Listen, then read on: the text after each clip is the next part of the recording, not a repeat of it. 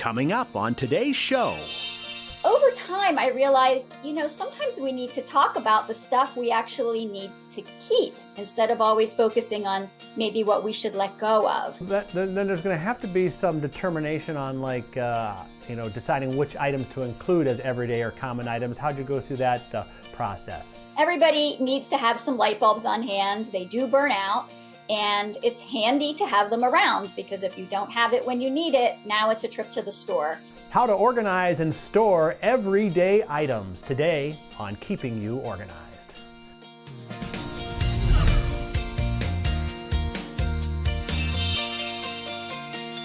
Well, hello and welcome to Keeping You Organized. Today we're going to look at maybe sometimes the overlooked, which is everyday common items. And they need to be organized and stored as well. So we're going to have a discussion on that. We're going to bring on Shauna Turner from the Shauna Method. Shauna, welcome to Keeping You Organized. Thanks for having me. Delighted to be here. Well, great. This whole concept of everyday or, common items, you did a whole YouTube series on this as well, people, and we'll put some links in the show notes to that as well. But why did you decide to kind of do something about common items? Yeah, great question. So normally I spend a lot of time talking to people about how to declutter and to shed excess items and excess obligations in their lives, how to free up space. But over time, I realized, sometimes we need to talk about the stuff we actually need to keep instead of always focusing on maybe what we should let go of. So I thought there are some items that everybody seems to have, whether you're a bachelor living in an apartment or a family of 6 living in a 5-bedroom house. So let's talk about those things and give some tips on smart ways to store them. Okay, yeah. So I'm kind of just digging a little bit more on that. So when you were going through this process, did you learn some new things, or are we going to be talking about that? Kind of some of the things that you discovered on this journey? Yeah. So what I found was that there are some items that are common, and yet people were keeping them in all different kinds of places and in many different ways. And some of those worked really well, and some of them were not working well. And so I thought, gosh, it's almost just sort of a core set of items that we all need to be intentional in deciding how are we going to store these, and maybe make sure even that we have them on hand if we don't.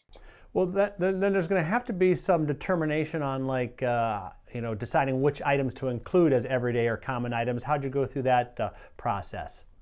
And that sort of evolved over a period of years. So I've been organizing with clients for about 8 years now. And I started to notice, gee, here we are again. We're talking about batteries again. The same question keeps coming up. So I started to kind of just keep a list of items that I found I was running into in almost every home. And over time, that turned into the 30 things that I did in the series. Oh, okay. So when we talk about the series, then was this 30 days or 30? So give me an idea of kind of what the series is all about and how it kind of progressed through the 30 episodes on YouTube. Right. So it was called 30 Things to Store. So there was an intro day, and then each day I put up a YouTube video and I linked it back to my website because sometimes I mentioned a product that I could give a link to. And each video was about between 3 and 5 minutes and talked about one of these common 30 items and gave some tips on how to store them. Okay, let's talk about maybe one or two of the items. I'm just kind of, again, to kind of get a picture of what that was. What was, something in the first couple of episodes? For example, I talked about light bulbs. Okay. Right? Everybody needs to have some light bulbs on hand. They do burn out, and it's handy to have them around because if you don't have it when you need it, now it's a trip to the store. And if it's the only light bulb in your bathroom, for example, it's pretty inconvenient if you don't have one. So it's a good idea to keep them. And I gave some tips for how to store the large ones separately from the small ones, and maybe what kind of container you might want to consider for keeping the light bulbs. Should you keep them in their original packaging or take them out of their original packaging? And then I also touched at the end of that little clip on what to do with the light bulbs you take out. Do they need to be recycled? Can they be thrown in a trash can? And where do you put them while you're waiting to recycle them? Okay, so now you've kind of teased us a little bit. You got to give us some of those tips. I mean, that wasn't kind of why I asked the question, but now I'm curious about, especially those big light bulbs. How do you go about storing them? Because they're kind of clunky. They're very clunky, and people tend to store them in all different places because the large ones come in those big boxes. So maybe I would find them out in the garage, but then the small light bulbs, for example, the ones that you might put in a night light in a child's room, are somewhere else. So I said, look, we need to get a container or two, and maybe make one container or one section of a shelf is going to be where the large light bulbs go. And then we'll have another container where we're going to put the small light bulbs. Of course, very important to label the containers or the shelves for what goes where. I do suggest that you leave them in the original packaging, because if we take them out, we run the risk of cracking them or breaking them. So I think those cardboard containers do keep them safe. Right. And then I said, if you happen to be someone who shops at a big box store, like a Costco or a BJ's, and you buy a big long strip of light bulbs, which are a great bargain, that might not fit in your average storage container. So put that on the shelf, but maybe keep a Sharpie nearby so you can track how many are left in the box. So you know, okay, I had 6, but now I'm down to 1. Time to put that on the list so I can get another strip. Well, you're talking about Costco, and I'm thinking about these light bulbs. When you talk about the strip, the ones that are kind of in that, like that blister pack kind of thing, and like yes. they're adult proof, basically almost impossible to get out of there. So yes. You leave them in there and then put them in another container, or do you try to find a way to take that thing? And because I'm thinking about how we have them in our pantry, and they're always kind of a hassle to store, you know? If you have a blister pack, that doesn't sit on its end well in the shelf, right? It'll fall over, it'll flop over. So if you have a blister pack, I would say get a cardboard box or a plastic basket and set the blister pack in it, and then put the label on the box or the basket, and keep track on the end there how many are left. Right. Oh, that's great advice. Well, we're going to take a quick break here, and when we come back, I want to talk a little bit about some general principles that maybe you learned while going through this 30 days of organizing common and everyday items. We're with Shauna Turner, the Shauna Method, and we'll be right back. Now there's a place just for you. Life can be busy, and you still have to keep it all together. That's why you like to be organized and in control. Introducing MyOrganized.life, a special place where you can get ideas and solutions to organize what's important to you, your important papers, your important decisions, your important life events. We show you the ideas and products to stay organized in your life. See what's new. Stop by and say hello. Visit us at any time at www.myorganized.life. It's just for you. MyOrganized.life by Smead. Find us at www.myorganized.life. MyOrganized.life. We're back now on Keeping You Organized, talking about how to organize and store common and everyday items. Before the break, we were talking about light bulbs. You know, you don't really think a lot about that, but you know, sometimes, you know, they need a home as well. So we're with Shauna Turner from the Shauna Method. Shauna, now I would think that there's kind of some general principles of organizing that apply to no matter whether an item is common or not. But what did you kind of learn through this series that you could apply maybe on a broader sense? Right. So whether we're talking about batteries, light bulbs, umbrellas, jewelry, any of these things that all of us tend to have around, there are a few common principles to keep in mind. The first and probably most important thing, and this is something that we often fail to do, is that every item we own should have a designated storage location. So everything should have a place where it belongs, a place where we can put it away. And I tell my clients, you can't expect family members to put items away if they do not know where away is. Yeah. Right? We have to have a designated spot. even for something small, something that we don't give a lot of thought to, an everyday item, it's still important to say, well, where is this thing gonna live in my house? So let me ask you a question on it, because when we were talking about the light bulbs before the break, we have a couple story house, and we actually have light bulbs stored on every floor. Is that a good kind of thing, or did you learn anything about maybe how close to the lamp or whatever, or certain kinds of bulbs on certain floors? How would you go about approaching that? right, so that's a super question. And part of being well organized is sort of customizing a solution to your particular situation. So if you have a 2-3 story home, or you live in an apartment with 5 sets of stairs and you don't want to have to run up and down the stairs, and you have space, you could dedicate storage space on each location, each level of your home.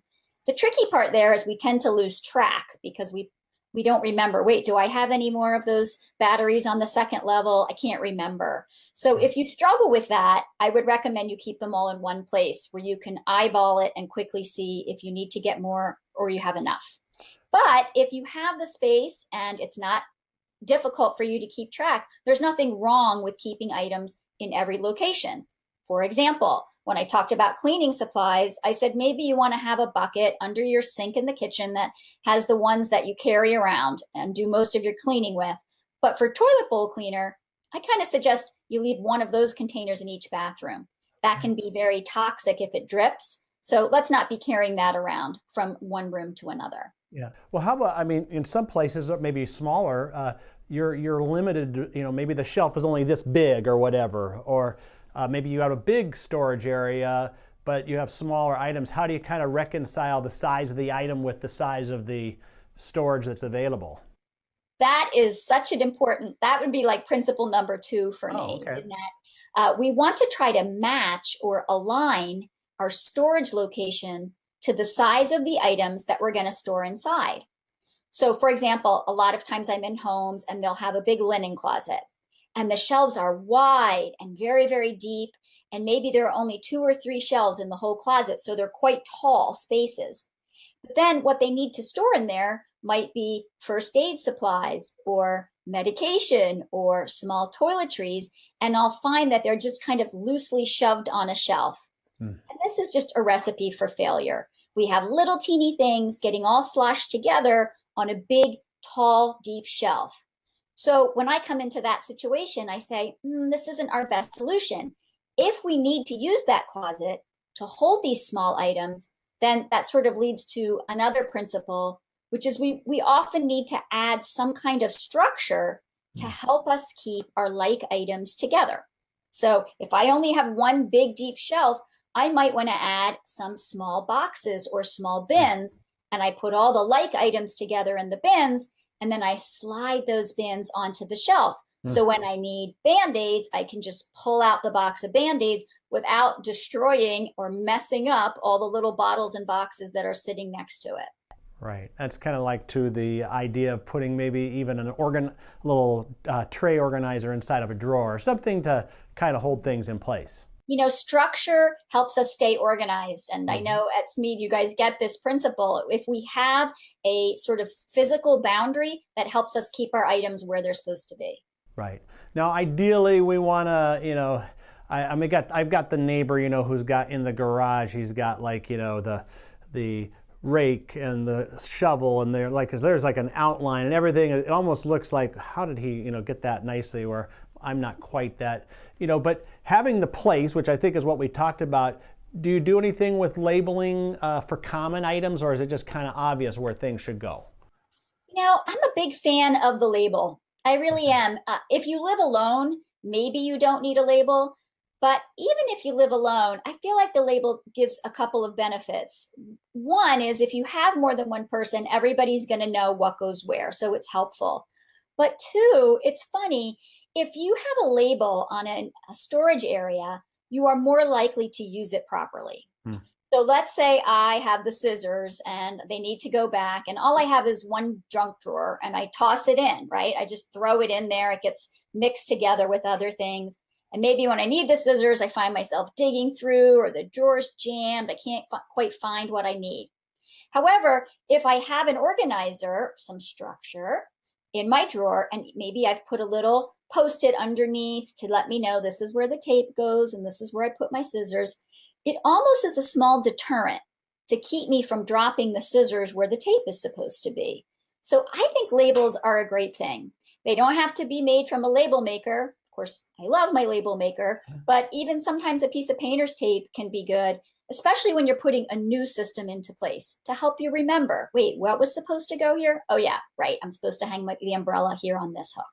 I think we can also throw a shout out to viewables.com, where it's our free online label creator. You just get our Viewables labels, and then we have an oversized label that works nicely on bins or odd shaped boxes or whatever. So I love those large labels, and you can just do all your labeling at once. Put them all Right. in your computer, print them out, you're good to go.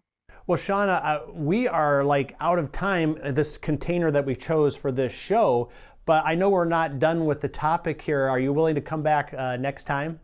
Sure, I'd be happy to. Well, before we go, let people know how they can get a hold of you and what kind of services that you provide. So I provide in-home, in-office, and virtual organizing services for your time, space, and belongings. And people can find me on my website at theshaunamethod.com. The Shauna Method. The one professional organizer has her own method named after. I love that. So, well, thanks again, Shauna. We'll have you back next time. And folks, common everyday items. Didn't know there was so much to do it, but we haven't even discovered like the mistakes people make when they're organizing those. So join us next time. We'll cover all that on our next edition of Keeping You Organized.